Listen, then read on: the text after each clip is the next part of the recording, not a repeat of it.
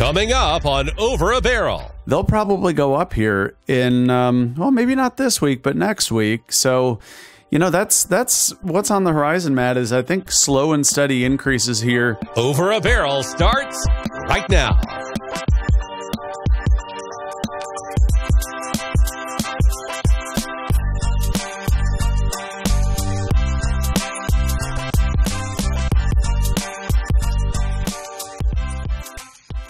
Welcome to the program on Over a Barrel. I'm Matt McLean alongside Patrick DeHaan. And Patrick, how are you today? Hey, hanging in there, Matt. How are you? You know, it's another beautiful day in paradise. I am so thankful, at least for the moment, that the ice cold negative whatever weather seems to have gone back into Canada for a while. Sorry for you folks in Canada. Right now, it's a little bit warmer. There you go. You know, I bet you the folks up in Canada probably don't like it a whole lot either that, or I think we're getting to the point, Matt, where probably most of us are looking forward. The holidays are now, you know, basically a month behind us. So onward and upward. And you know, it's not too many weeks away from that thing they call spring training. So looking forward to that here in a couple of weeks. And not the higher gas prices, though. That's what Which is what we've been seeing. Yeah, so I'm trying to be in denial of all of that because, yeah, I'm starting to get a little bit busier in video production. As you and I know, you know, the spring and the fall, that's usually the tall orders of where I'm super busy, which means I basically spend the most on gas when it is most expensive, which makes me, you know, depressed. So there we go. The crystal ball is not looking so clear at this moment. It's looking a little cloudy when it comes to gas prices. What do you see? What trend are you starting to see? And when do I need to fill up?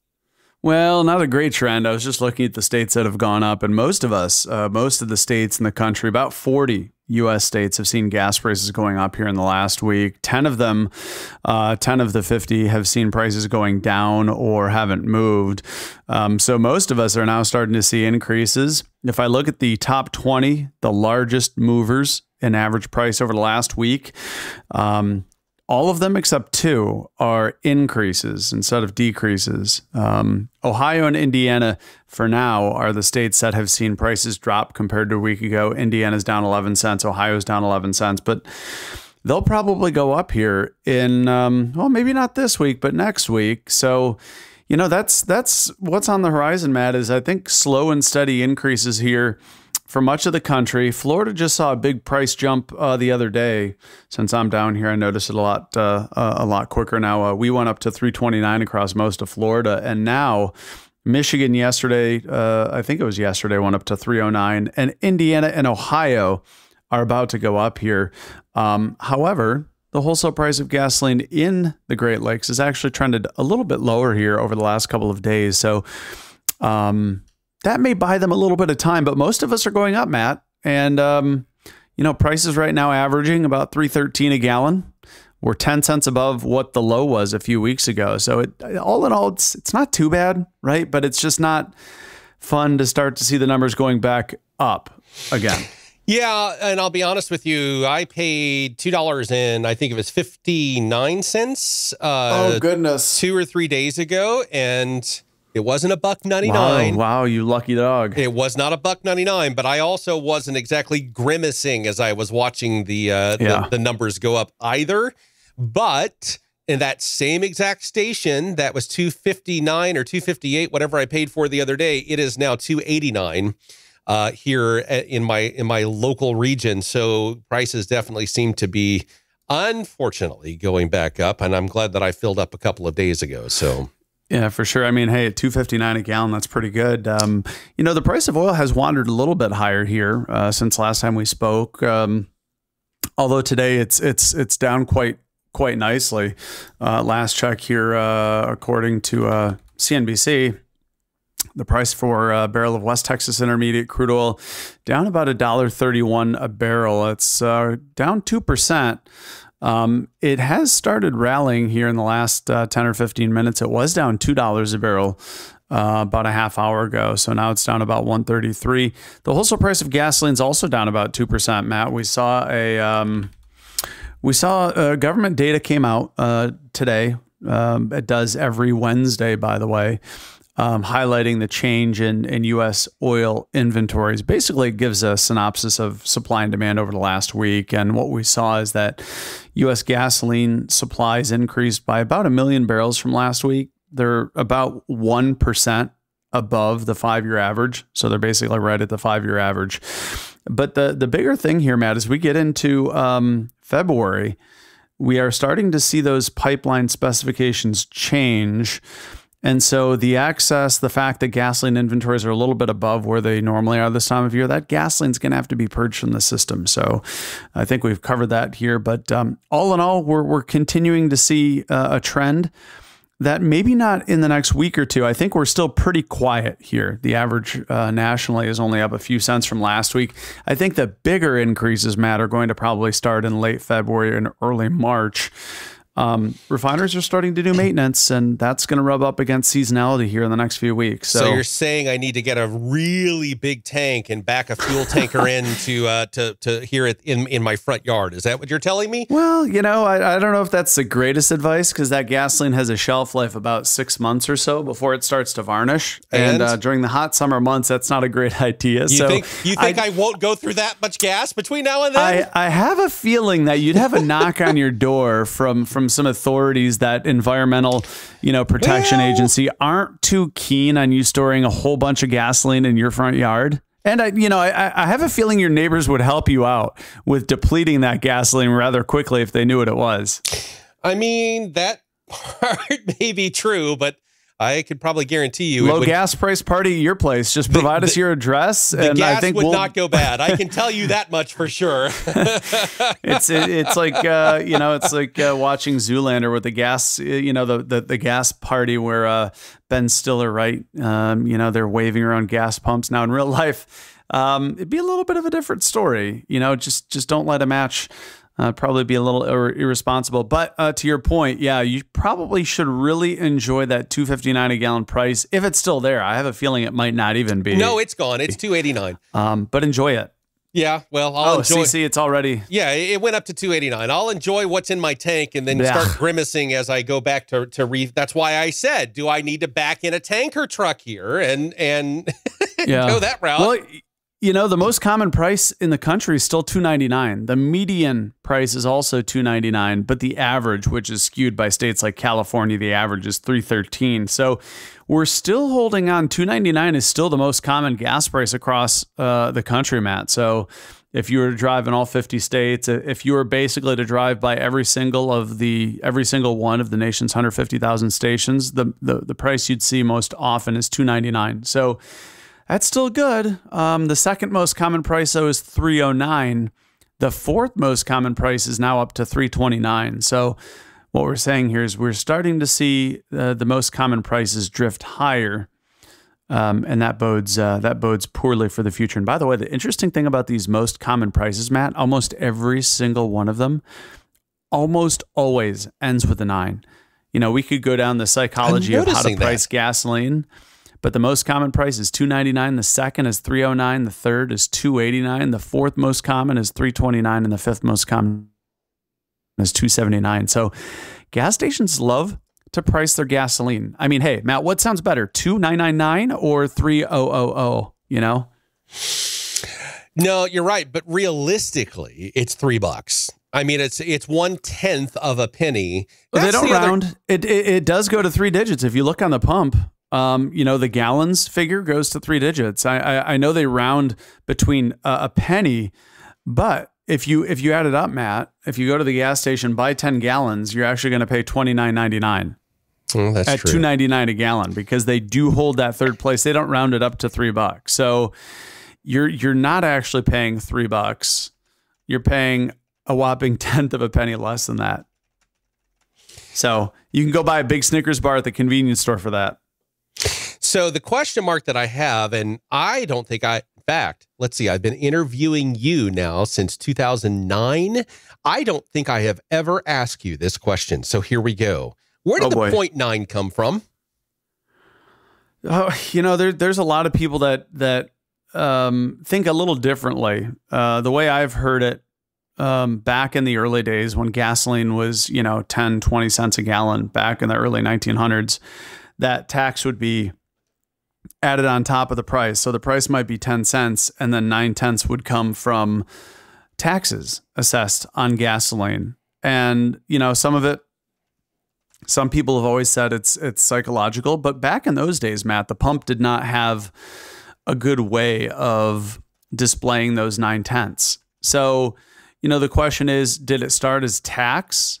The 9/10 was added, or was it psychology? There are different parties that will tell you differently, but generally what I've held on to is early in the days that was tax, and it's just never gone away. So that's a very interesting thing. Do you ever think that we will do that? Do you think we will just say, it's a tenth of a penny, just bump it up?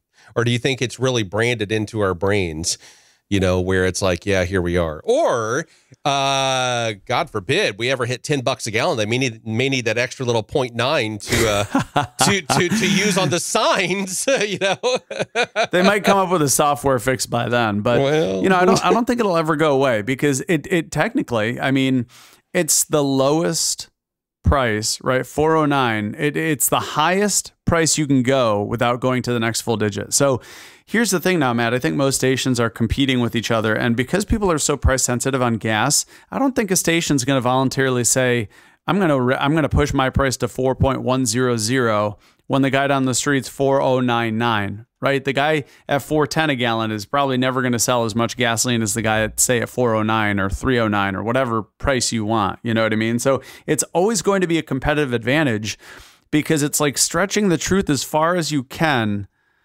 without lying, right? Absolutely. So it's some people might call it deceptive. But the stations label it, right? It's right up there. It's 9/10. And like I said, when you're pumping, Matt, you don't they don't round up the price per gallon, right? They may round it 1 penny at the end of your purchase.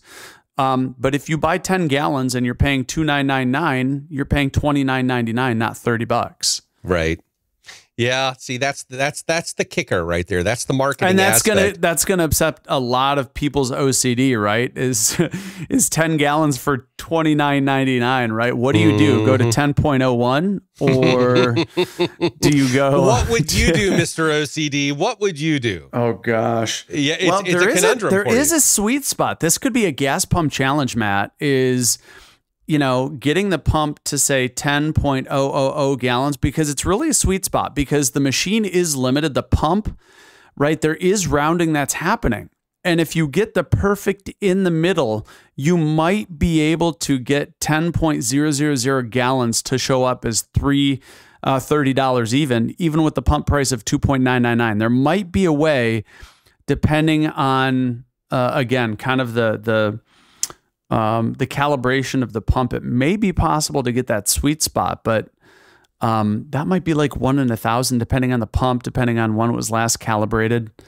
That would be really interesting to see if you can. Now I'm going to do that on my next fill up. I'm going to try to find a station that's 2.999 or 309 and get the perfect 10.000 gallons and the perfect $30.00. Yeah, I challenge you. Video it. Of course. Of course, I'm going to video it. It's going to go over. Right. Well, it is what it is, but you can at least try. And if anyone's done that, by the way, send us a photo. I want to see if anyone without photoshopping. Obviously we'll look if it's Photoshop, but if you've ever been able to pump exactly, say, 10 gallons or 20 gallons and have it be, what we're talking about, where the price is $2.99.9 and you get exactly 10.0 gallons in for exactly $30, send us a picture, podcast@gasbuddy.com, or send it to patrick@gasbuddy.com. Would love to see if anyone has been able to make that happen. So that's the Gas Buddy gas pump challenge this week. Because the most common price in the country is $2.99, Matt, this should be something that most people that are listening can try out. So try to go fit 10 gallons in your tank, exactly 10, and try and have the pump show exactly $30. I would, because technically it shouldn't be possible, but with rounding and with pump calibration, it may be possible. So again, shoot those pictures, everyone, to patrick@gasbuddy.com or podcast@gasbuddy.com. And don't forget to include your name and maybe where it happened. Be really interesting to know if anyone has hit that lucky, the lucky lottery ticket kind of transaction amount. Yeah, I think that could be. I mean, you won't win a lottery ticket, but I mean, it's kind of cool in your own personal way. It's the only lottery ticket I will probably ever win, is being able to pull off that little purchase at the pump, so to speak. So it'd be kind of cool. There was one thing, Matt, where it's also pretty rare. When the pump stops on its own. First of all, let me ask you: do you use the pump? Do you have the pump itself, or do you always hold the handle? It depends. Most of the time, I usually just let it. Now, take, for example, in Florida, where you are at, most of the pumps have the automatic things removed. The metal thing. Yeah. Really? Yeah. Most of them, you probably, I don't know if you've noticed or not, but most of them in Florida are essentially removed. More or less because in the winter months, static electricity is such a big deal. And I don't know if that's like that in other places like Arizona where it gets super dry. I can only speak to where I've lived. But, they don't want you building up static electricity and then going back over to touch the pump, the handle, and then create a spark. So that's one area of the world where it's different. So sometimes, and most of the time, if it's an option, I do allow it to just do its thing. And then when it kicks off, it kicks off.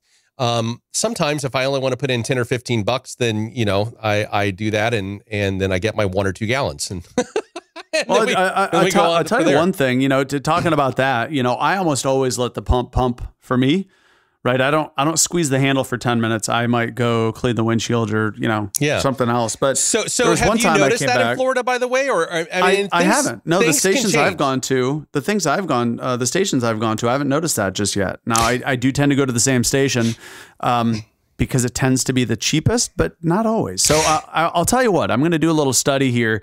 And next time I go, I'm going to start keeping track of the stations I go to if they have the self-pumping the little metal thing removed. Yeah, that'd be curious. I was going to say the couple times I've done it, I did get kind of lucky that one time it stopped on an even like $30. Not like, and somebody in my social may have seen this. I can't remember if it was like an even like $28 or $29 or $30, but I mean, that's still kind of a 1 in 100 thing too, that it stops on on a level amount.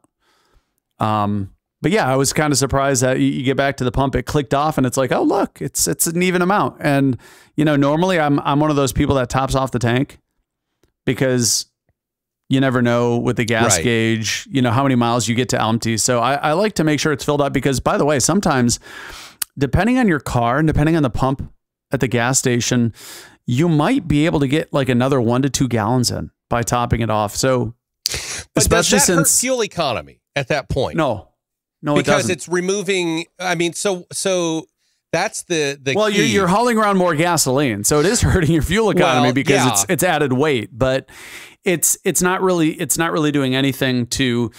Because a lot of manufacturers say don't top off.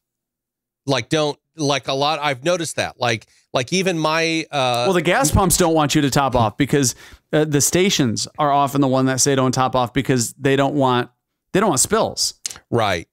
That makes sense too. Because oftentimes if you top off, you have a much higher risk of spilling because that's what the pumps right there. I just talked about this on Twitter the other day because oftentimes you go to a gas station. Have you ever seen those big circular metal, I don't know what to call them. Essentially it looks kind of like exhaust pipes coming out of the ground. Those are the gas station's vapor recovery system because they're requiring, the EPA requires stations to have those vapor recovery systems in because while you're dispensing the gas, if you've ever seen the vapors coming out, right, that can be toxic. That can lead to emissions. So they have vapor recovery systems that do that. And what you often can interfere with is when you're topping off. Well, first of all, the vapor recovery systems are the ones that kind of shut the pump off automatically when they detect that there's a lot of vapor coming back, or if there's liquid that's not being dispensed as quickly. That's how the pump will know to shut off. It's based on pressure. Okay. So, but anyway, the other thing too, I was talking about on social media here this week is, speaking about gas pumps and dispensing gasoline, is that, did you know, Matt, the speed of dispensing is something that's regulated? How quickly? No, I did not know How quickly the that. gas can get in your car is regulated. Back in 1993, I think I still have the rule in front of me. Yeah, here it is. I was doing something really boring. Most people don't venture into the Federal Register, where they have to basically, tell you about rules and regulations that are happening. Volume 61, number 124. This was back in 1996. The EPA regulates that the pumps at gas stations pump no more than 10 gallons per minute. That I did not know. So the next time it's actually regulation. So the next time it's negative 15 outside and I am freezing, wondering why I can't get the gas to pump any faster, I'm supposed to blame the federal government now? Is that the deal? Well, I mean, here's the other thing. The federal government did this in part because of all the various requirements, all the differences between cars. The fuel filling necks are not always the same size, the same length. You know what I mean? So the federal government wanted to avoid spills from happening. So they basically said, well, we don't want you to dispense faster than 10 gallons per minute. So interesting fact today, next time you go to the pump, and by the way, that doesn't mean the pump has to dispense 10 gallons a minute, but that's the theoretical limit. That's the max. That's of the max. equipment, right? All this equipment has been developed around the standard of 10 gallons per minute. And by the way, in Canada, it's actually 38 liters per minute. So that's roughly the equivalent. It's actually just a tiny bit more. So the other question that I have for you, speaking of this, you have stirred my emotions for a moment. I have noticed that whenever I stop at a gas station and practically every pump is pumping gas, because, there's just every vehicle, every pump, everywhere, that it doesn't. Let me guess. It's slower. It is. So why is that? Like, what's going on there? Well, the theoretical limits of the pump, right? If the government restricts how quickly, depending on the station's infrastructure, depending on the age of their equipment, they may have a different pump pumping that gasoline, and the rate could exceed the design limitations. And so instead of it being able to pump fast enough, if there's a lot of cars that are demanding gasoline all at the same time, that it can happen where, the pump is very slow. It can happen for a lot of different reasons. It's not just a lot of cars. It could be the pump needs servicing. It could be just a very old pump. It could be on its last legs, so to speak. So there can be a lot of different reasons why you may notice it. Kind of like, hey, if you're in the same house, Matt, and somebody else turns on the washing machine while you're in the shower or something, and all of a sudden the water pressure goes down, kind of the same theory. I see your point. Yeah, that makes sense. So basically, you've just got this one thing that's going to divide out into multiple different pumps at the canopy, so to speak, and whatever fits into that pipe is that's the maximum threshold of what you're going to get. So no matter what the pump that you're standing at is designed, to maximize, if it can't get the full amount or whatever that it is, it's going to just naturally slow down, I suppose. I see what you're saying. Right. That makes sense. Yeah, the limitations are, anyway. That doesn't impact the measuring or the reading of how much fuel is going into your vehicle? Like the local pump can handle that? Pumps, yeah, I mean, absolutely. And by the way, getting back to topping off, I've heard a lot of the myths that people think that pumps are not as accurate when dispensing smaller amounts. That's also a myth. That is not necessarily true. Right. A pump has to be calibrated. It doesn't vary. The pump is used to maybe dispensing, higher volumes, but that doesn't mean a pump that's dispensing at a slower pace is inaccurate. So, and again, these pumps are all, generally speaking, they are regulated by a Department of States and Measures. Sometimes that falls under a state Department of Agriculture. In fact, that's often how it goes is, for example, in Michigan, gasoline and the calibration of pumps is something that's done by the Michigan Department of Agriculture.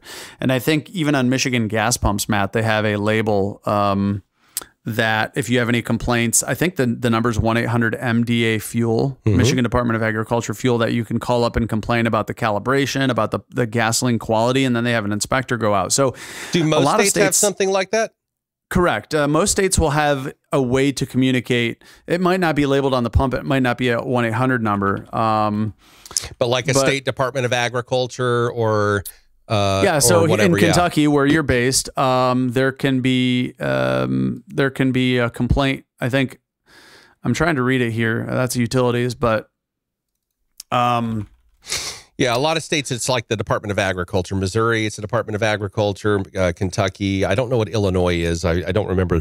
I try not to fill up in Illinois for obvious reasons because it's like 40 or 50 cents a gallon higher.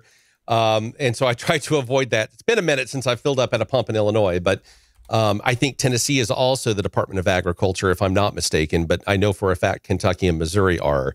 So basically whatever state department handles the thing. And I'm assuming that that threshold or that calibration is like local states can't control that, right? Like they can't look at this and say, well, your pump can only do this much, or the way we're going to calibrate it is different from our neighboring state. I mean, is it across the board and they're just kind of in charge of making sure it's what it's supposed to be? Or is it like fuel taxes where it's like, no, we can adjust as we want?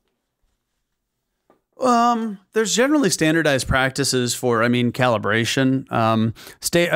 Stations often will have their own pumps calibrated occasionally, but sometimes the state will come in and go on top of that. So it's a gas station's responsibility to make sure their pumps are calibrated, because they can be fined for selling too much or too little gasoline, because there's tax implications, as you mentioned. If the pump isn't calibrated right, and it's dispensing more gasoline than it's supposed to, the state is probably missing out on tax revenue. So, I did look up to just now, the Kentucky Department of Agriculture handles gas pumps. The gas pump program is responsible for testing of retail motor fuel dispensers for compliance with, and this is NAST Handbook 44 requirements. The NAST is the National Institute of Standards and Technology, and this is a rule book that basically is the guiding principle for gasoline pump dispensers across the country. So for Kentucky, for example, there are inspectors that serve both consumers and businesses that will validate and calibrate and certify gas pumps. And there's also a motor fuel quality program in the Department of Agriculture for Kentucky that requires that businesses sell motor fuel that have to be licensed. So the motor fuel quality program in Kentucky is responsible for the inspection and testing of gasoline alcohol blends, which gasoline contains up to 10% ethanol. They're also responsible for checking diesel and biodiesel to make sure that the quality of the product that's being dispensed complies with Kentucky state law. And again, more standards in this case that they have to comply with the American Society for Testing and Materials, which is ASTM. And those specifications. So there's a lot of programs out there that basically are watching the backs of consumers and businesses to make sure that everyone's playing fair. And by the way, that's the key. That's what you want. You want everybody to play fair. Because I hear a lot of complaints still about, it may be funny, but like, oh, haha, gas stations, they dilute their gasoline or they cut it with water. No, that doesn't happen. Water can get into the storage tanks, but no, gas stations are not going to risk a hefty penalty by the government and they will find out. Right. It's only a matter of time before somebody complains that, hey, if there was water in your gasoline, your car would not run right. So, yeah.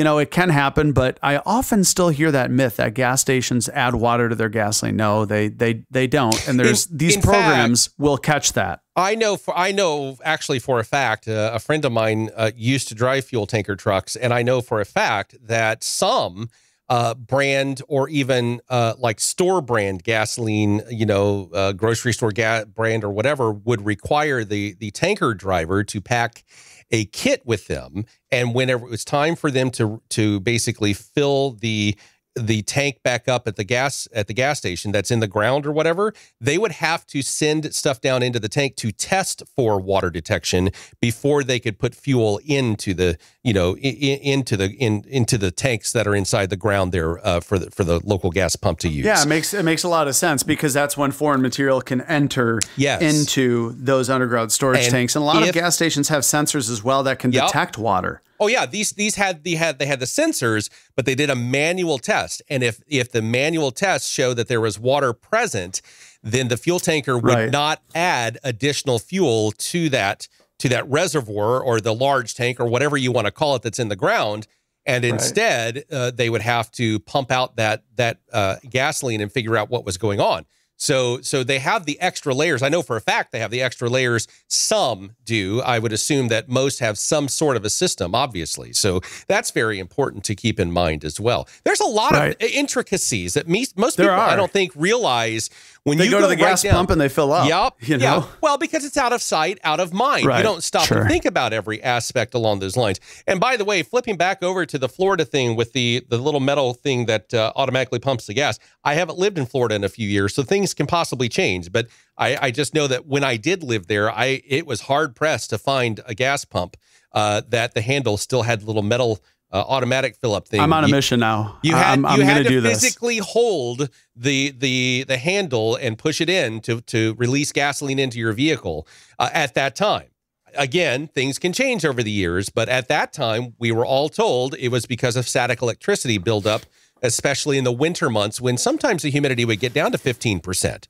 And you just walking across a concrete walking across concrete, you're going to spark when you touch something metal because it's just, I mean, you inhale and dehydrate. So, I mean, that can happen from time to time. So, that's we've all seen those really weird things, and hey, there's also things, cell phones right now, a lot of the pumps. I don't think in recent years, but there was all the place. Yeah, there were some scares about cell phones charging or causing static electricity discharges. So to your point, some of those were myths, and now they're stickers on a pump. Yeah, do not use your cell phone while filling up. Blah blah blah. So yeah, no, absolutely. Okay, I think those stations just really didn't want people reporting gas prices while they're at the pump. There's some, I think that might be some, or to just help you pay attention because we all know there's that an we have anti-gas ADHD, buddy right? move. Yeah.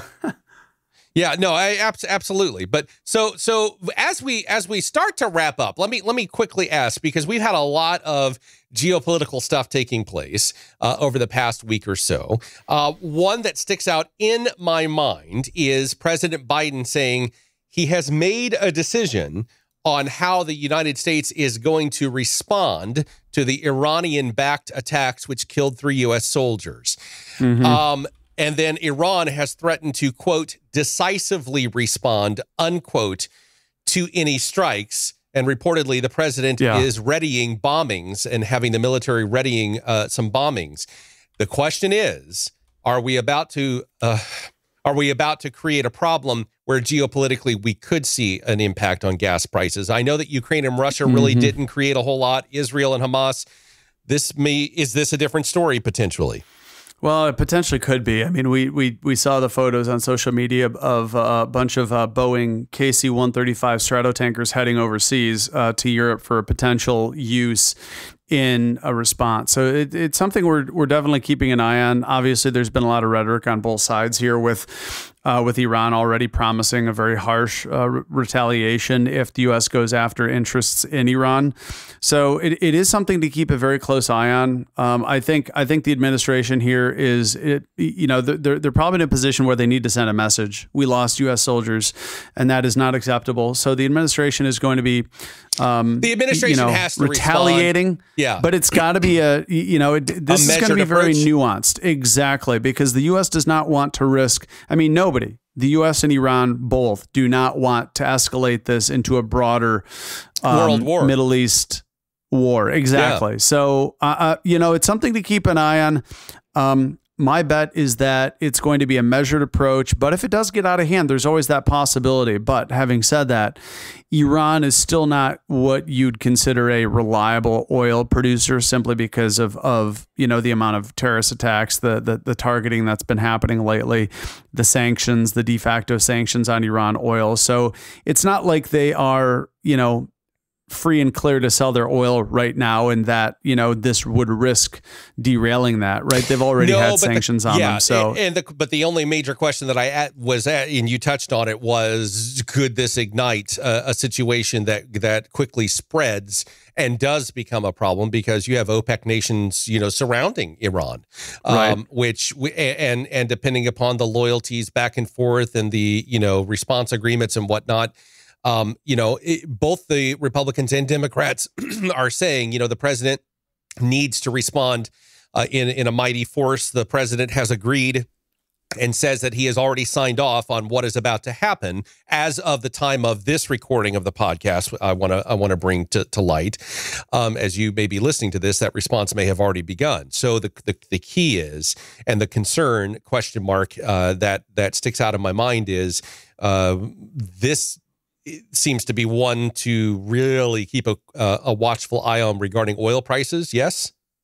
Oh, absolutely. You know, this is still something that is very sensitive, and does risk further escalation if it's not done in a very measured approach. So, this is not an easy situation. No. And I don't envy anyone sitting in an Oval Office, no matter political affiliation, for having to figure out what to do on this one. You know, there was an old saying: nothing comes to a president's desk because it's an easy solution. You know, that it comes to the president's desk because the easy solutions are non-existent. This one, it seems especially difficult, given, as you mentioned, the nuance, the problems that lie at hand and how to respond to that. You do nothing at all, we've got a problem. You do too much, you've got a problem. You've got to find that situation there that's going to make them understand to leave the American troops alone. Yeah, I mean, absolutely.